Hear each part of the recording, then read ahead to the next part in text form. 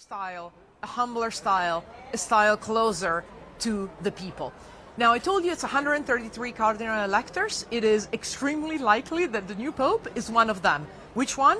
We really don't know. Some have been talked about and have been discussed, and we have covered them as likely contenders, but there have been surprises before, so we're not going to speculate on that.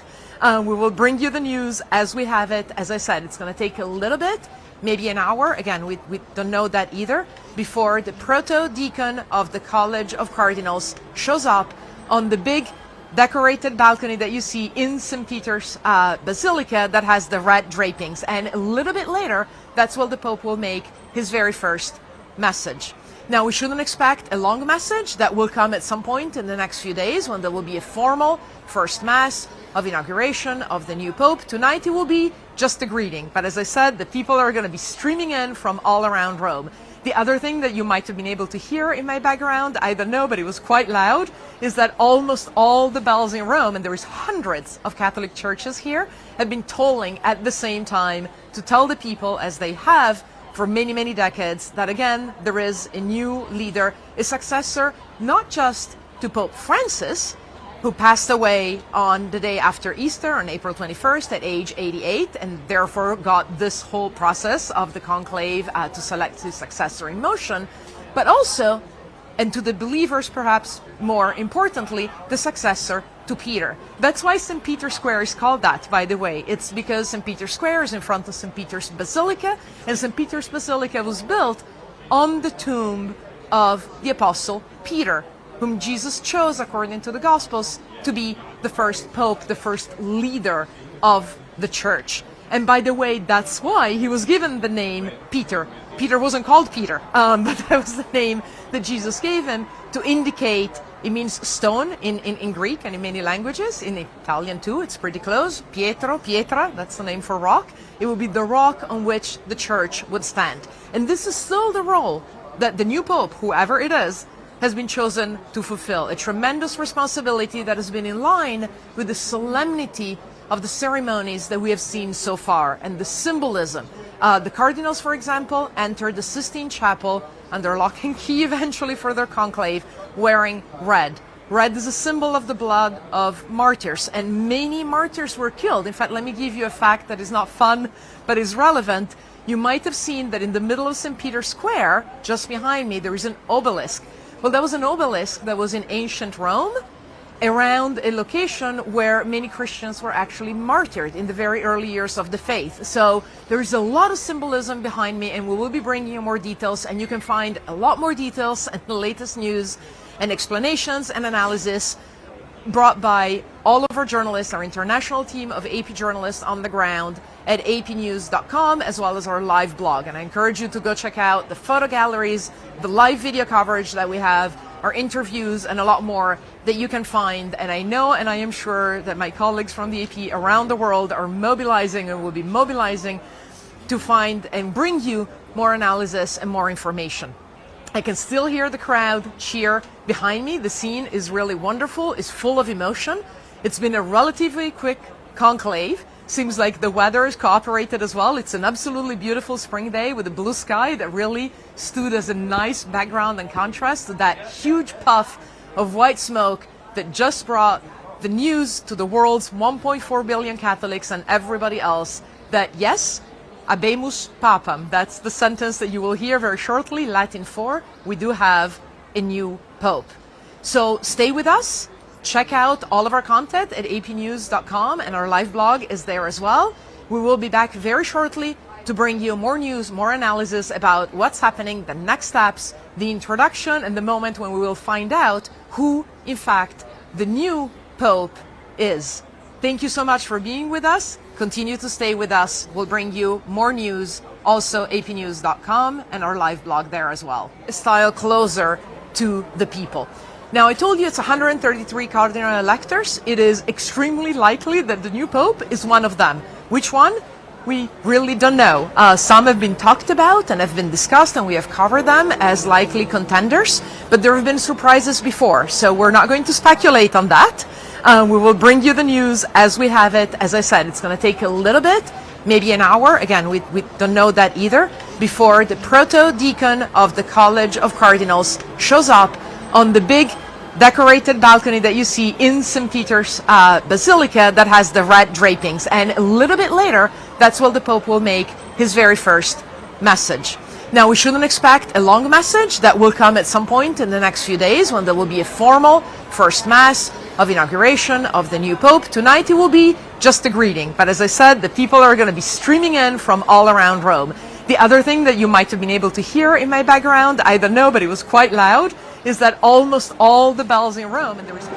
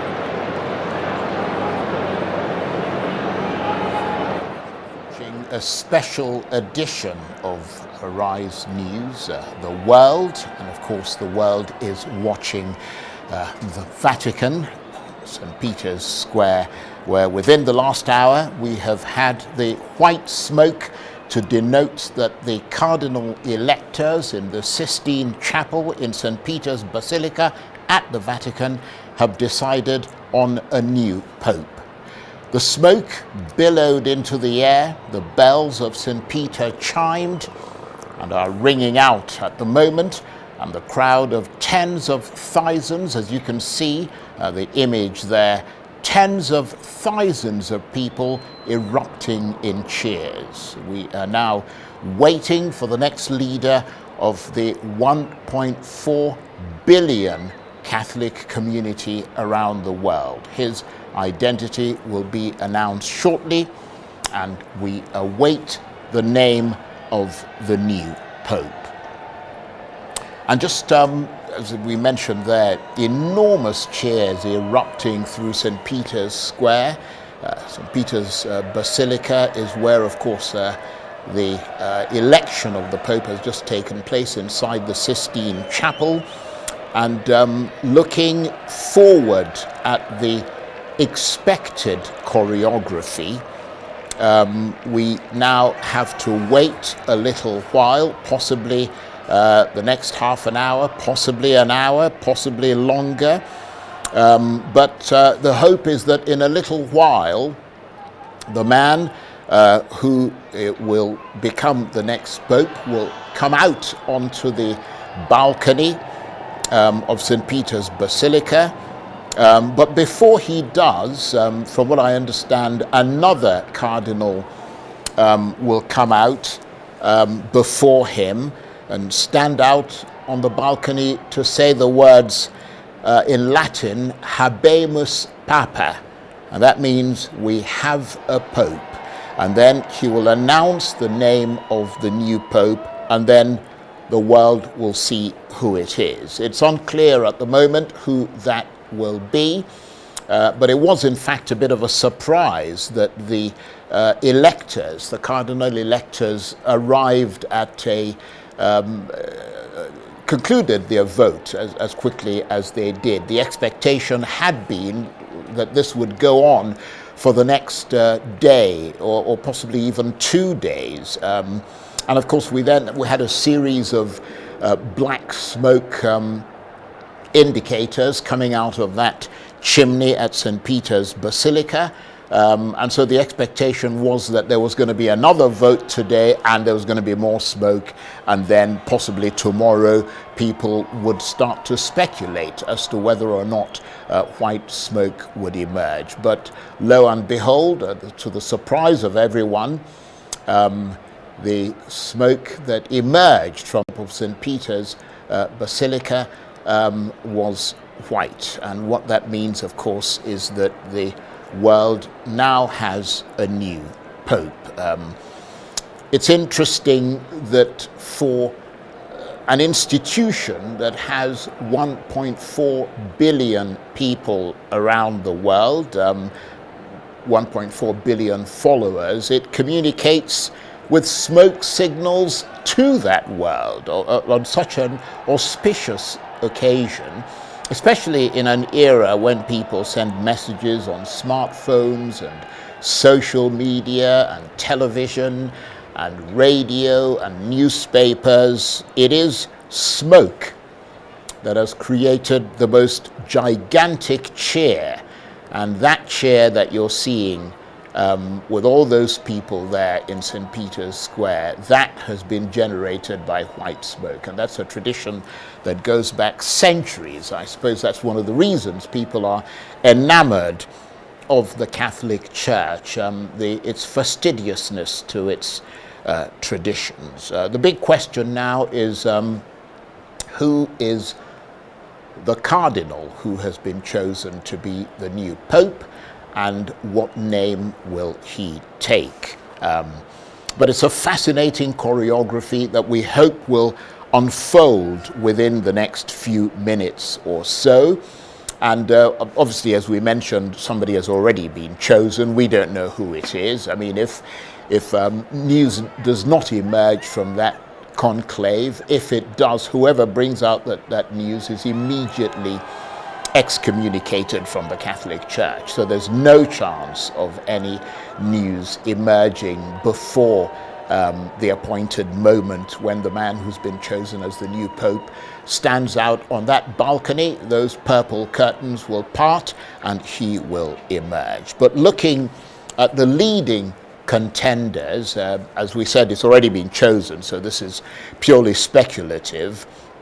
A lot of argument was made in favor of the Philippines. The Philippines, of course, has the largest Roman Catholic population in Asia, which together with Africa is where the church has its strongest following. And by contrast, in Europe, Rome, of course, is where those pictures are coming from. But in Europe and the US, attendance of Mass has fallen sharply. But the interesting thing, of course, is that it does not, the choice of a pope does not depend on which region has the most fervent followership. It simply follows the votes of the cardinal electors, and usually they elect the person who they feel best suits the mood of the church today and who can carry on whatever reforms they want carried on or whatever direction they want the church to be taken in. As I mentioned, this is all purely speculative because the fascinating thing about the Catholic Church is the fact that any cardinal who breaks the oath of secrecy and goes off and leaks what happened in that conclave is punished by instant excommunication. So we may never, ever know the ins and outs of what happened inside that Sistine Chapel. All we know at the moment is that a new pope has been chosen. White smoke has billowed out of that chimney, and that historically denotes that the cardinal electors at the Vatican have decided on a new pope. And usually when that happens, the bells of St. Peter's will chime out, as they did, and they will ring out, and instantly the crowd of people there who know what the signs are erupt in cheers, as they did. And as I mentioned, we are now waiting for that next leader of the Catholic Church. His identity will be announced shortly, and we will await his name, the name of the new Pope. And of course, the election was quicker than most people thought. We were expecting it, as I mentioned, to go on till tomorrow. And I'd give anything to know what's going on behind the that purple curtain at St. Peter's Basilica. But what we do know is that whatever it is that's going on back there is in some ways a celebration of the fact that they've come to a conclusion of the conclave. They've elected a new pope, and the question now is, who will it be? And I suppose all those people in that square at the moment are now asking themselves whether or not this is a moderate, whether this is a conservative, whether this is a progressive, and possibly what some of the important issues are that they would like to see the new Pope deal with and help solve and fix as he takes his new role. But that's a picture of what is happening in St. Peter's Square right now. Live pictures here on Arise News, tens of thousands of people celebrating the announcement that a new pope has been found who will lead the 1.4 billion Catholics around the world. What a remarkable very significant moment.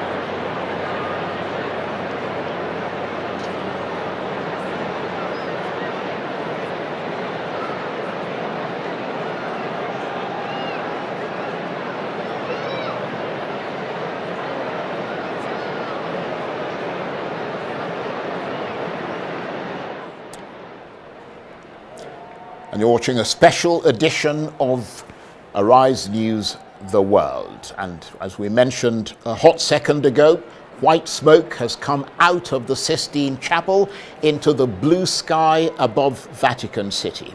The cardinal electors have spoken, a new pope has been elected, and the next leader of the Catholic Church has been found. The bells have been chiming and cheers have erupted amongst the tens of thousands of people in St. Peter's Square, applauding a moment in history. We'll have all the latest in a moment, and of course we'll cross back live to the Vatican as soon as the new Pope emerges. Within the last hour, we have had the white smoke to denote that the cardinal electors in the Sistine Chapel in St. Peter's Basilica at the Vatican have decided on a new Pope. The smoke billowed into the air, the bells of St. Peter's chimed and are ringing out as we speak, and the crowd of tens of thousands of people erupted in cheers. We're now waiting for the next leader of the Catholic Church. His identity will be announced shortly as we await the name of the new Pope, and we will return to St. Peter's Basilica and to further analysis of today's developments as soon as the news emerges of who the new Pope will be. Well, moving on to other stories.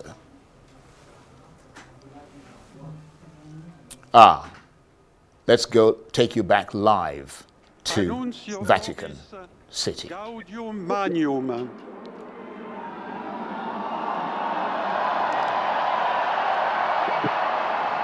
Habemus Papam.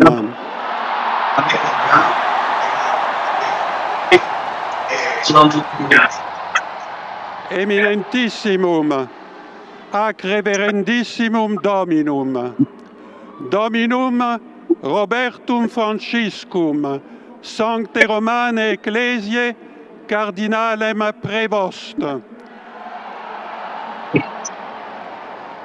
qui sibi nomen imposuit Leonem decimum quartum.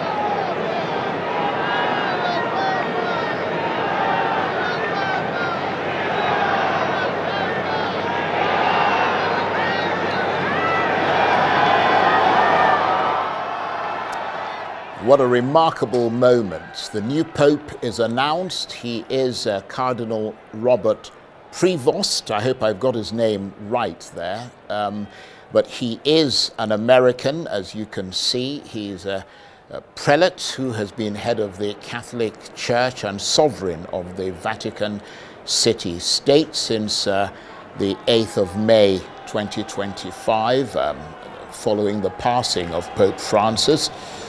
Previously, he served as prefect of the Dicastery for Bishops and president of the Pontifical Commission for Latin America since 2023. He previously served as Bishop of Chiclayo in Peru from 2015 to 2023 and was Prior General of the Order of St. Augustine from 2001 to 2013. In 2015, Cardinal Prevost became a naturalized citizen of Peru, and he has, of course, now been elected the new Pope in 2025. He will take the name Pope Leo. That's his name. He is 69 years old, and he is seen as a reformer. He appeared, as you saw there a minute ago, on the balcony overlooking St. Peter's Square. And as soon as he was identified, the crowds once again erupting in cheers. But the new Pope is Robert Prevost, the first American pontiff, and he has taken the name Pope Leo. He's 69 years old, and he is seen as a reformer, which means that obviously the cardinals decided that they wanted a progressive, in the same vein as the late Pope Francis, to take over the leadership of the Roman Catholic Church. So continuity there. Pope Leo, now the leader of the Catholic Church.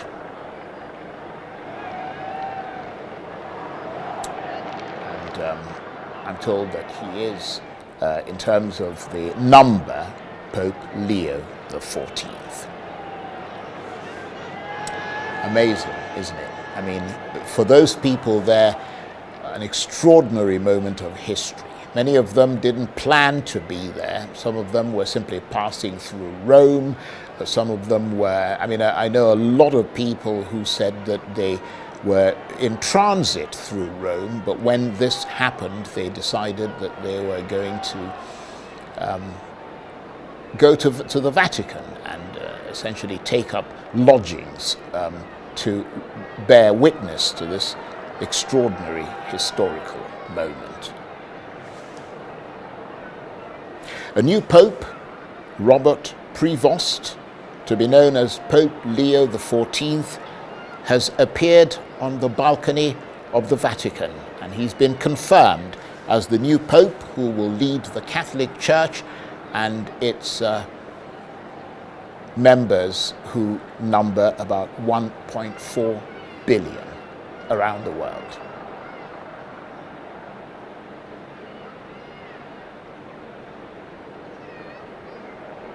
And there he is.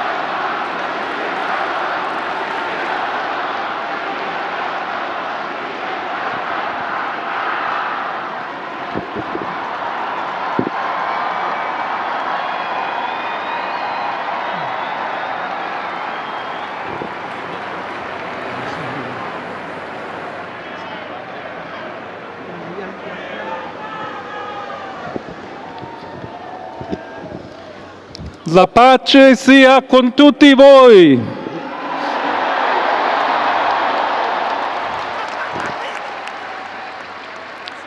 Fratelli, sorelle carissimi, questo è il primo saluto del Cristo risorto, il buon pastore che ha dato la vita per il gregge di Dio. Anch'io vorrei che questo saluto di pace entrasse nel vostro cuore, raggiungesse le vostre famiglie, a tutte le persone, ovunque siano, a tutti i popoli, a tutta la terra. La pace sia con voi.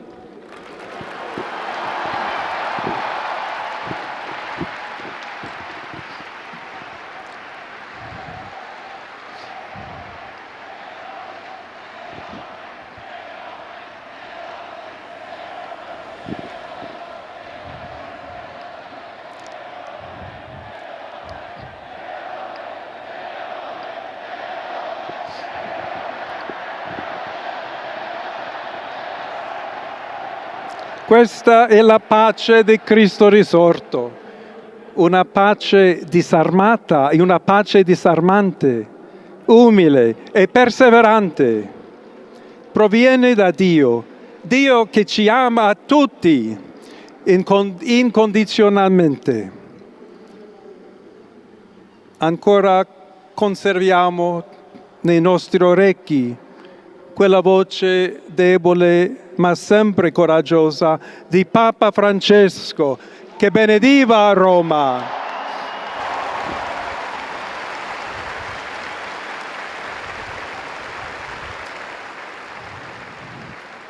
Il Papa che benediva Roma dava la sua benedizione al mondo intero, quella mattina del giorno di Pasqua.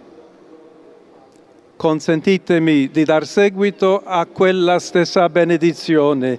Dio ci vuole bene, Dio vi ama tutti e il male non prevarrà. Siamo tutti nelle mani di Dio. Pertanto, senza paura, uniti, mano nella mano con Dio e tra di noi, andiamo avanti. Siamo discepoli di Cristo. Cristo ci precede. Il mondo ha bisogno della sua luce. L'umanità necessita di Lui come il ponte per essere raggiunta da Dio e dal suo amore. Aiutateci anche voi, poi gli uni gli altri, a costruire i ponti con il dialogo, con l'incontro, unendoci tutti per essere un solo popolo, sempre in pace. Grazie a Papa Francesco.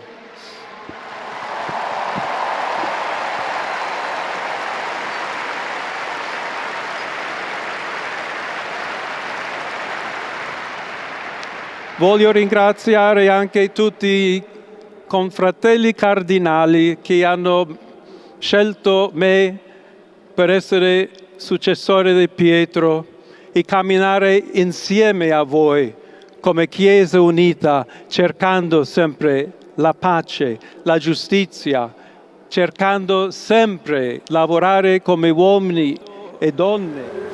Con voi sono cristiano e per voi vescovo. E in questo per essere missionari.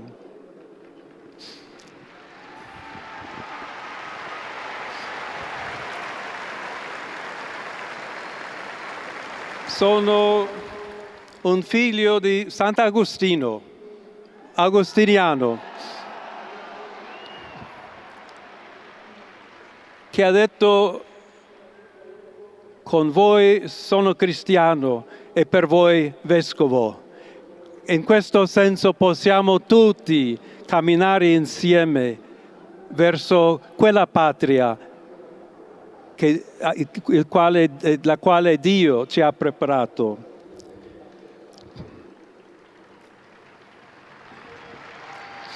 Alla Chiesa di Roma un saluto speciale.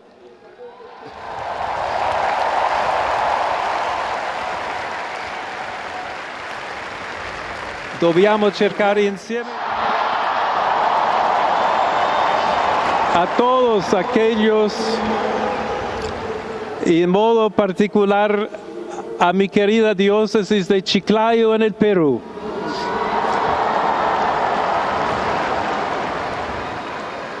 donde un pueblo fiel ha acompañado a su obispo, ha compartido su fe y ha dado tanto para seguir siendo Iglesia fiel di Jesucristo. A tutti voi, fratelli e sorelle di Roma, d'Italia, di tutto il mondo, vogliamo essere una Chiesa sinodale, una Chiesa che cammina, una Chiesa che cerca sempre la pace, cerca sempre la carità, cerca sempre di essere vicino specialmente a coloro che soffrono.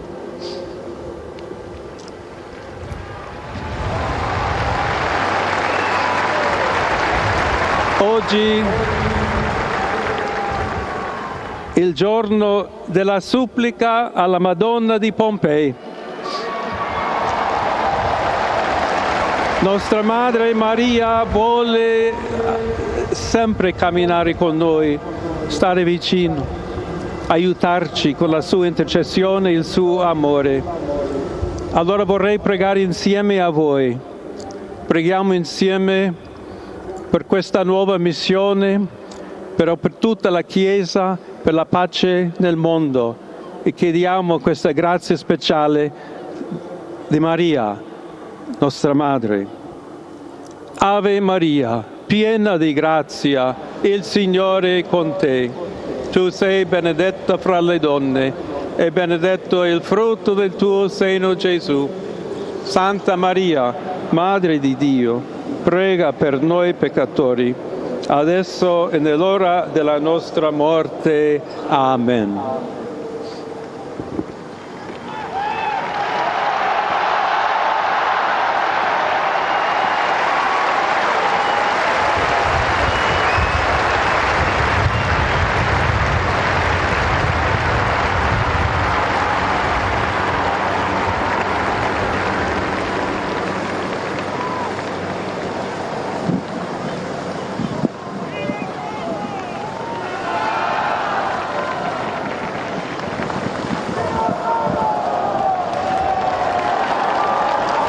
Il Santo Padre Leone, a tutti i fedeli presenti e a quelli che ricevono la sua benedizione a mezzo della radio, della televisione e delle altre tecnologie di comunicazione, concede l'indulgenza plenaria nella forma stabilita dalla Chiesa. Preghiamo Dio Onnipotente perché conservi a lungo il Papa a guida della Chiesa e conceda pace e unità alla Chiesa in tutto il mondo.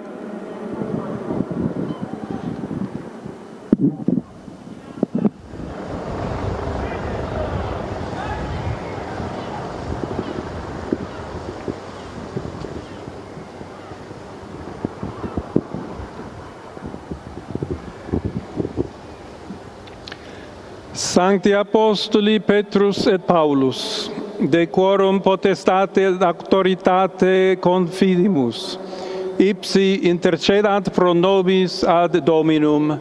Amen. Precibus et meritis Beate Mariae semper Virginis, Beati Michaelis Arcangeli, Beati Ioannis Baptiste, et Sanctorum Apostolorum Petri et Pauli et omnium Sanctorum. Misereatur vestri omnipotens Deus, et dimissis omnibus peccatis vestris, perducat vos Iesus Christus ad vitam aeternam. Amen.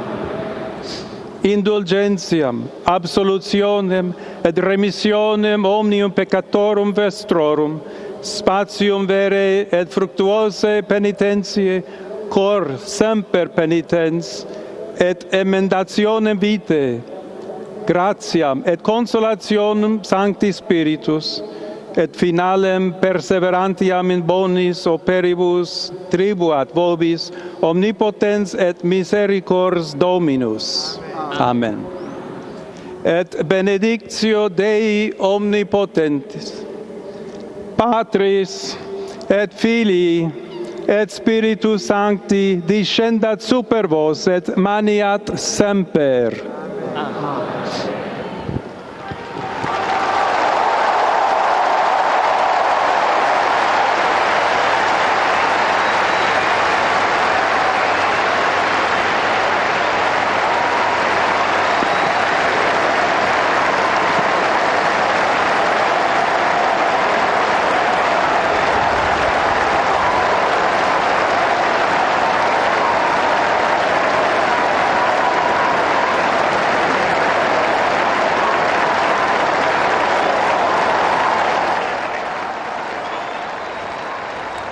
That is, of course, the new Pope, Pope Leo XIV, delivering his first speech as the leader of the 1.4 billion Catholics around the world. And he was obviously speaking in Italian there.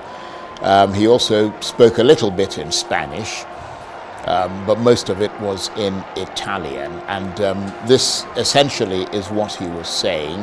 Unfortunately, we couldn't get a translation there, but to paraphrase him, he said that I am united with you and we must move forward together to the world that God has prepared for us. We must seek to be a church that builds bridges. As I said, he was speaking in Italian, but he also spoke in Spanish, underscoring the time he spent in the Latin American world.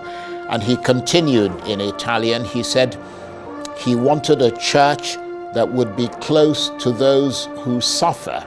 And most people would interpret that as underscoring the strong relationship he had with Pope Francis, whose modus operandi that was, staying close to the poor and the neglected and those who suffer. And the new Pope called for prayers for what he said would be this new mission. He also called for prayers for the whole church, and he then said the Hail Mary, and a tremendous cheer erupted from the crowd when he started saying those prayers. And he concluded by saying, to all the faithful here present and to those who are receiving God's blessing, may you all also receive the blessing of the church. And there he is, the new pontiff of the Catholic Church, receiving the cheer of the crowd, and he's now left that balcony. The purple curtains will shut, and he will now take stock of what he's got to do going forward. Well, the crowd will remain there for a while. I'm not sure if the Pope will emerge again. It's unlikely, but the crowd will remain there. I mean, the Swiss guards, the various Roman guards and so on, who are part of the Vatican Guard, will continue to entertain the crowd for a while.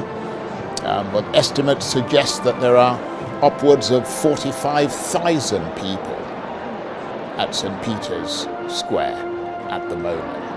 And there, of course, the American flag.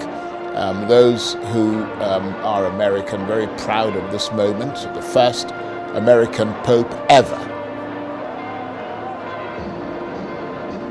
And those are the Swiss Guard, who are part of the Vatican formations. They guard the Pope. And if you ever go to the Vatican, or even to the other big residence of the Pope, which is known as Castel Gandolfo, you'll see those Swiss guards there, part of the very formation of the Vatican. I mean, you do have to remember that the Vatican is a state. It is a fully fledged state with its own passports and credentials and all the rest of it. You can see the crowd now dispersing, having borne witness to an incredible moment of history. And we will also move on with the rest of the news as soon as we possibly can. But let's soak in what has happened today, an extraordinary day in the history of the Catholic Church and arguably the history of the world. A new Pope, Pope Leo XIV, has been revealed to the world.